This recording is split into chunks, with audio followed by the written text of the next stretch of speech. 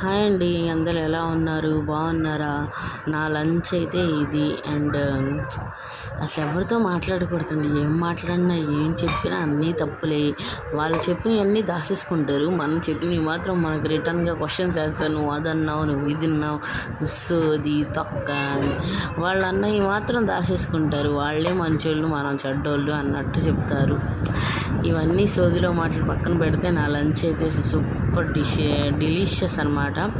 పప్పుచారు and కందనకాయ fry చేశాను. అసలు ఆ రోజైతే భలే కుదిరింది పప్పుచారు. అసలు బాగా లాగించేసాను. ఈ తొక్కలో ఆలోచనలన్నీ పక్కన పెట్టేసి ప్రశాంతంగా బతుకుతున్నా, ఎవరితో మాట్లాడకుండా.